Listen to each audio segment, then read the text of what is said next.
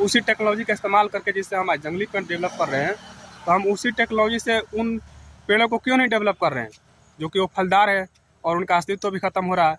तो इससे उनका अस्तित्व भी बचा रहेगा और हमें फल फ्रूट भी मिल जाएगा और हमारा वातावरण भी सही रहेगा। तो मेरे कहने का मतलब ये है कि हम जो भी टेक्नोलॉजी इस्तेमाल करते हैं नई नई चीज़ों को खोजने में, तो हमें चाहिए कि जो हमारी पुरानी चीज़ें हैं हम उसको ही डेवलप करें, क्योंकि वो हमारे लिए हर तरह से फ़ायदेमंद है। और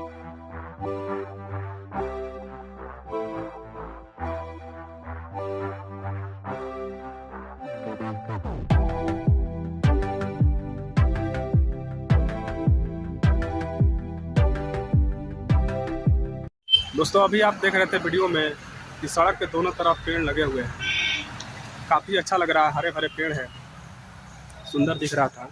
तो दोस्तों ये पेड़ दोनों तरफ लगाया जाता है सड़क के किनारे इसलिए ताकि ये प्रदूषण को कम करेगा और हमें ऑक्सीजन प्रदान करेगा। साथ ही जो सड़क की जो मिट्टी का कटाव होता है, बहाव होता है बरसात के दिनों में, उसको भी रोकता है और सड़क की सुरक्षा करता है। दोस्तों वीडियो में थोड़ा समय दीजिए, मैं आप लोग को एक चीज़ बताने वाला हूँ। तो दोस्तों मैं आप लोग को बता दूं कि जितने भी पेड़ हैं, आपने भी देखा है, सब के सब पेड़ जंगली पेड़ है। इस पर किसी प्रकार का फल नहीं लगता है। अगर फल लगता भी है तो उसको ना इंसान खाता है, ना ही कोई जानवर, ना ही कोई पशु पक्षी खाते हैं। अब आइए मैटर पे। दोस्तों मैं इस रास्ते से अक्सर आते जाता रहता हूँ, इधर से पीछे बहुत सारे पेड़ हैं, बड़े बड़े पेड़ हैं। मैंने एक दिन देखा कि उस पेड़ों पे बहुत सारे बंदर बैठे थे और फल तोड़ करके नीचे फेंक रहे थे। फिर मैंने नोटिस किया कि ये फल तोड़ कर नीचे क्यों फेंक रहा है। उसी दिन मुझे पता चला कि यार ये तो जंगली पेड़ है। और आपने भी देखा है कि ये सड़क के किनारे या कहीं भी नहर नदी के किनारे होता है, बांध पे होता है। सरकार बहुत ज़ोरों शोर से इस पर ध्यान दे रही है, लगवा रही है। ये पेड़ सब जंगली पेड़ है, इसका फल खाने लायक नहीं है। तो मैं आप लोगों को ये चीज़ बता रहा हूँ कि जिस टेक्नोलॉजी से हम ऐसे पेड़ को डेवलप कर रहे हैं, तो हम उसी टेक्नोलॉजी से क्यों नहीं वैसा पेड़ डेवलप कर सकते हैं जो कि फल दे हमें, उसका फल खाने लायक हो।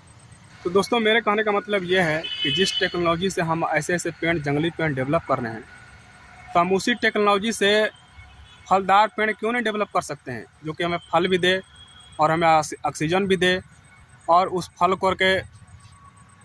को हम भी खा सकें और जो जानवर है, पशु पक्षी जो हमारे साथ आसपास में रहते हैं वो भी खा सकें, ताकि उससे उनका भी अस्तित्व बचा रहे। और एक चीज़ आपको हम ये बता रहे हैं दोस्तों कि हमारा जो सच्चा साथी है ये आज का टेक्नोलॉजी नहीं है। आज का जो मोबाइल है, फ़ोन है, बाइक है, चाहे जो भी सुख सुविधाएँ हैं, ये हमारा सच्चा साथी नहीं है। ये बदलता रहता है समय के अनुसार और ये चीज़ आप भी जानते हैं। तो मेरे कहने का मतलब ये है कि हमारा जो सच्चा साथी है, ये हमारे आसपास जो जीव जंतु रहते हैं वही हमारा सच्चा साथी है। ये सदियों से हमारे साथ, हमारे पूर्वजों के साथ रहे हैं और आज भी हमारे साथ है। लेकिन हम लोग सिर्फ अपने बारे में सोच रहे हैं, इनके बारे में नहीं सोचते हैं, इसलिए धीरे धीरे इनका अस्तित्व जो है ख़त्म हो रहा है और हमें इस चीज़ का ध्यान नहीं है।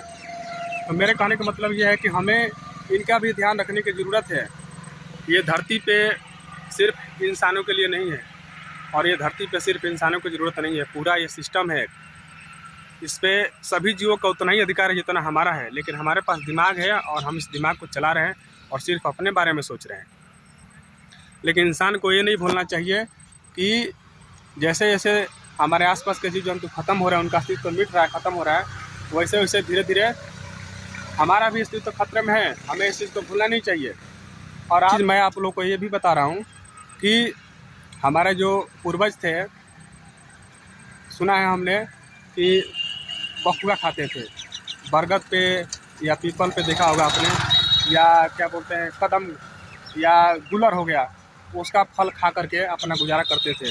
लेकिन धीरे धीरे इंसान डेवलप करता गया, अपने बारे में सोचता गया और अपने खाने का प्रबंध कर लिया और हम आज उनको भूल गए उन सब चीज़ों के। तो क्यों ना हम उसी टेक्नोलॉजी से इन चीज़ों को डेवलप कर सकते हैं, ज़रूर कर सकते हैं, लेकिन हम करना नहीं चाहते हैं दोस्तों। तो मेरे कहने का मतलब ये है कि हम जिस टेक्नोलॉजी से ऐसे जंगली पेड़ डेवलप कर रहे हैं, हम इसी टेक्नोलॉजी से फलदार पेड़ भी डेवलप कर सकते हैं और वो हमें खाने को फल भी देगा और हमारी रक्षा भी करेगा, हमें ऑक्सीजन भी प्रदान करेगा।